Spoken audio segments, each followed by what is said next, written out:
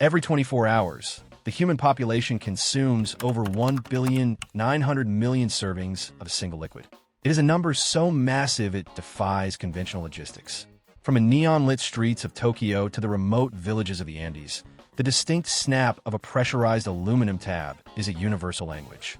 But behind that familiar fizz lies a world of brutal industrial precision and a secret shrouded in high-security vaults. What you are looking at is not just a drink.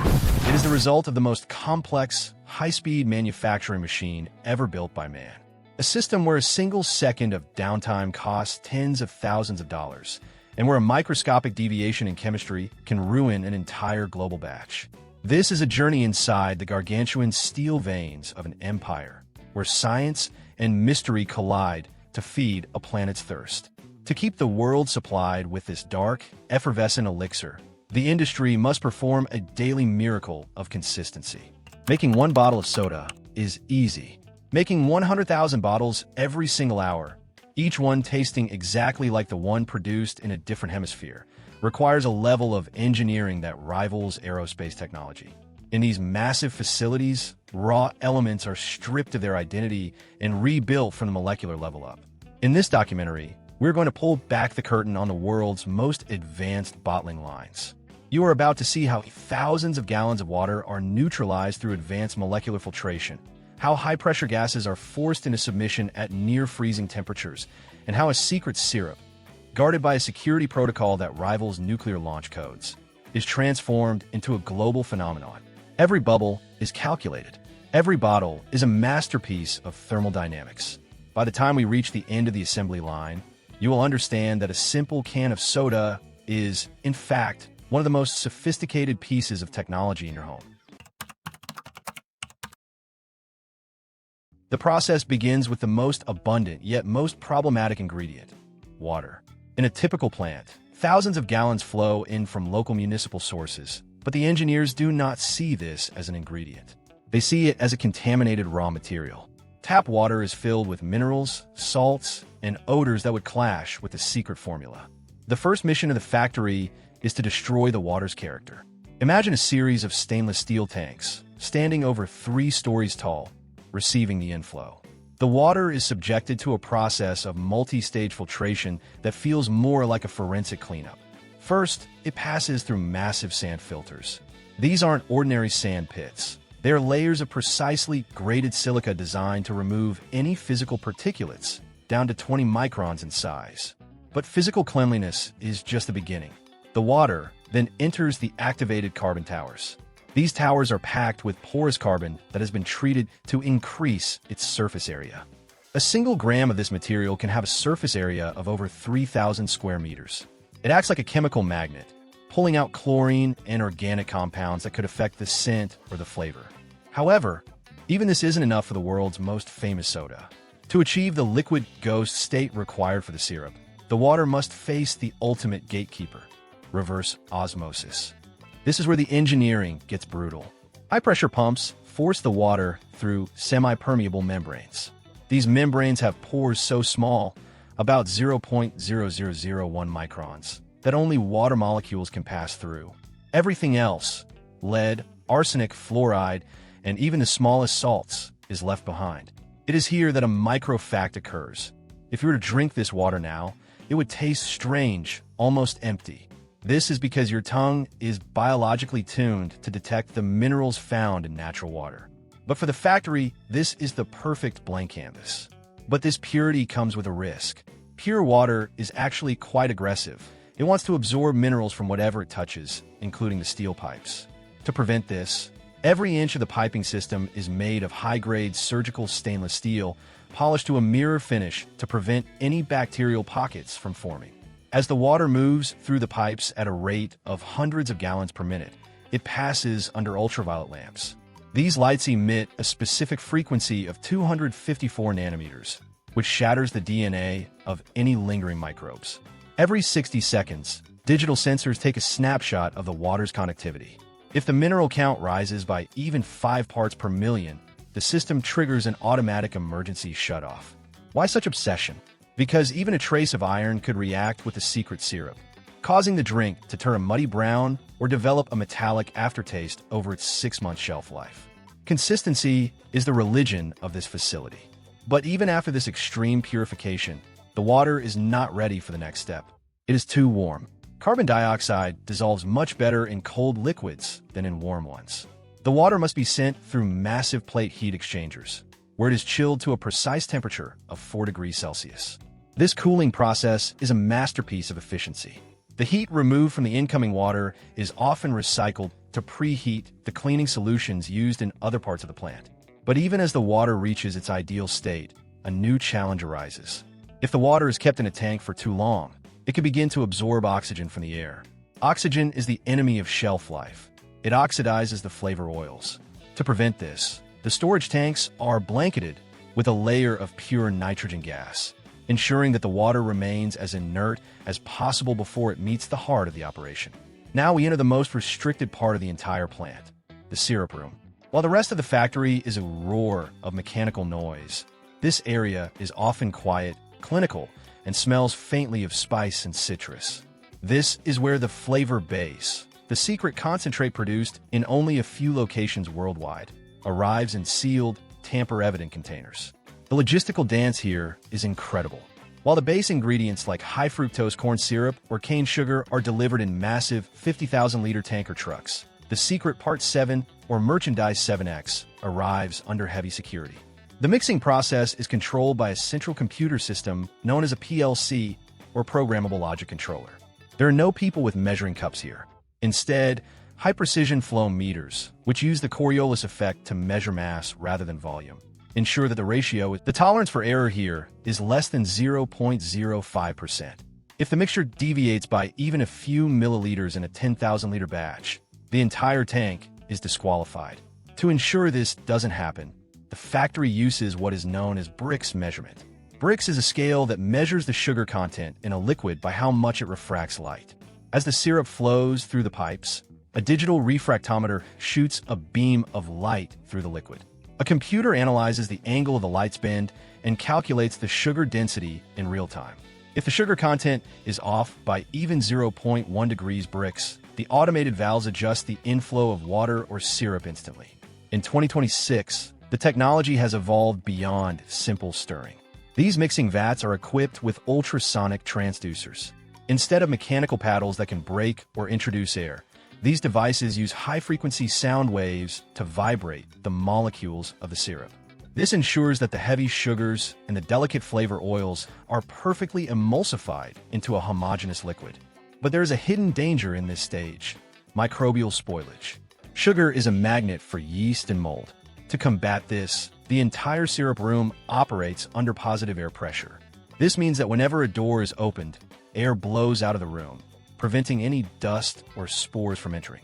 Every single valve and pipe in this section undergoes a process called CIP, or cleaning in place. Every few hours, the syrup flow is stopped, and a sequence of caustic soda, acid, and hot water is pumped through the lines at 85 degrees Celsius to ensure that not a single cell of bacteria survives. The product at this stage is what technicians call still beverage. It is thick, sweet, and incredibly potent. But this liquid is far from finished. It is currently too stable, too quiet. It needs the one thing that defines the modern soda experience: the violent energy of carbonation. But moving this syrup to the carbonation stage requires one more piece of precision. Because the syrup is much denser than the water it will be mixed with, they cannot simply be poured together. They must be blended using a proportioner, a machine that uses synchronized pistons to ensure that for every 1 part of syrup, exactly 5 parts of water are added. If this synchronization slips by even a fraction of a second, the consumer will notice a difference in taste. But the real challenge, the point where most industrial processes fail, comes next. This is the most violent and physically demanding part of the industrial journey, the carbonation stage. To turn a flat, sweet syrup into a sparkling soda, the liquid must be forced to absorb carbon dioxide gas. This isn't as simple as blowing bubbles into a glass. At room temperature and normal atmosphere pressure, water and gas are like oil and water. They do not want to mix. To solve this, the factory utilizes Henry's law of physics, which states that the amount of dissolved gas in a liquid is proportional to the pressure of that gas above the liquid. The syrup water mixture is sent into a carbo cooler. This machine is a massive pressure vessel that looks like something out of a submarine.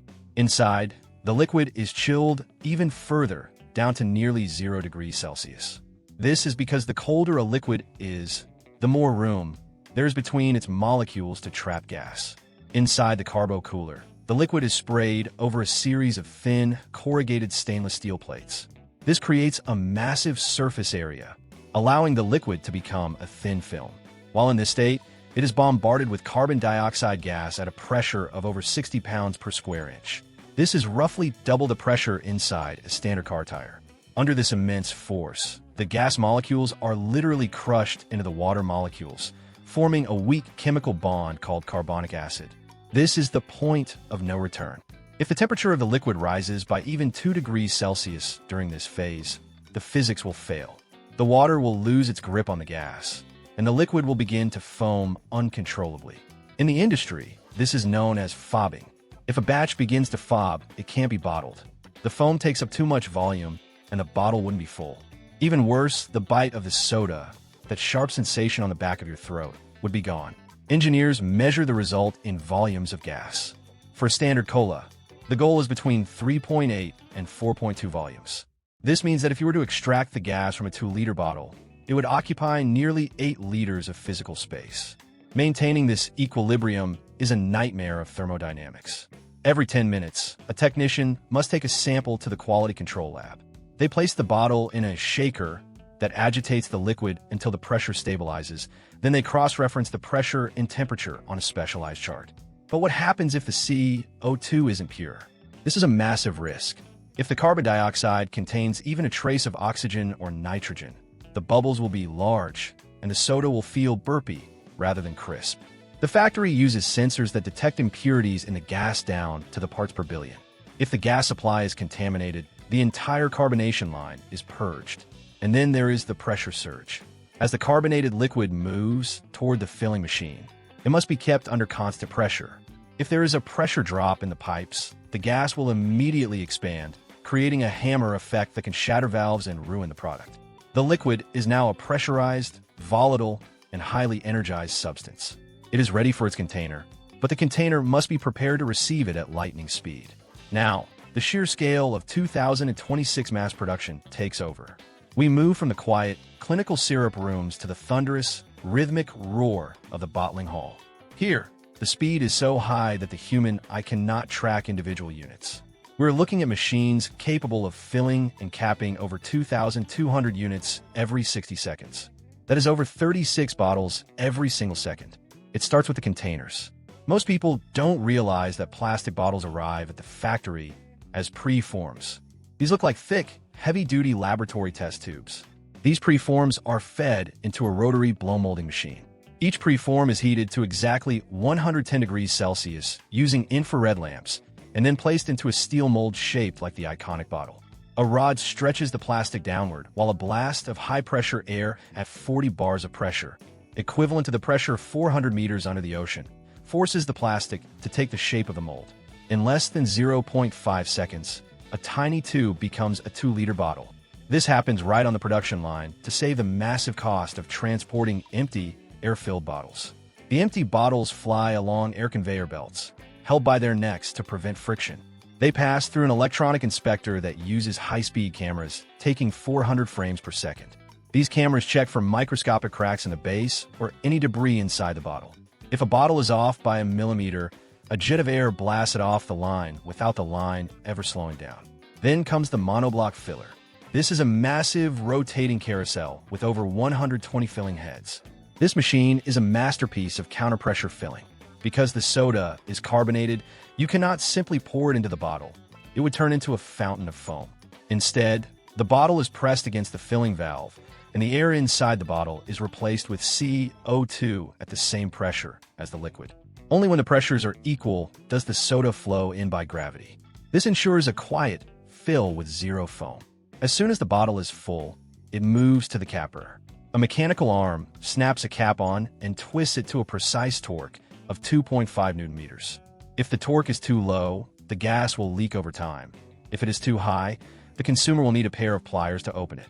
Immediately after capping, the bottles pass through the full bottle inspector. This machine uses a low-energy gamma ray or X-ray beam to check the fill level. Because the liquid is dark, regular cameras can't see through it. The beam can. If a bottle is underfilled by even 5 milliliters, it is automatically rejected. Then comes the date coder. A laser or a high-speed inkjet printer marks each bottle with a timestamp and a batch code that can be traced back to the exact hour, the exact machine, and the exact batch of syrup used. This is critical for food safety. Finally, the labels are applied. In 2026, many plants use roll-fed labeling, where a giant reel of plastic labels is fed into a machine that cuts them and applies a thin strip of hot melt glue at a temperature of 160 degrees Celsius. The speed is so fast that the labels appear to simply manifest onto the bottles. The bottles are then grouped into packs, wrapped in heat shrink film in a shrink tunnel, and stacked onto pallets by heavy-duty robotic arms.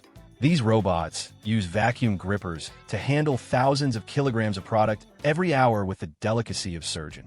The industrial achievement we have just witnessed is repeated in over 900 plants across the globe. The scale is almost impossible to visualize. To support this level of production, the company is one of the world's largest purchasers of aluminum, sugar, and recycled plastic. In fact, many plants are now moving toward circular manufacturing, where every bottle contains at least 50% recycled material, requiring a whole different level of chemical sorting and purification.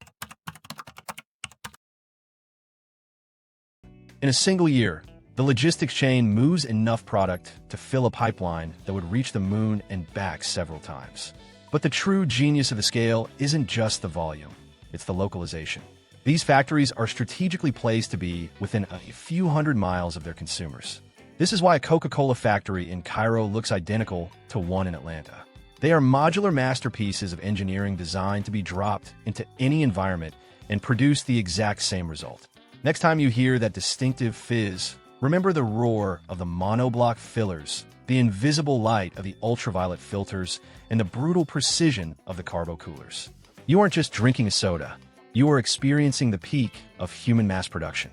The formula might be a secret, but the engineering is a marvel that belongs to the world. Now you know what it truly takes to feed the planet's thirst, one bubble at a time. Through the lens of 2026 technology, we can see that the real thing isn't just a recipe. It is a global symphony of steel, science, and speed.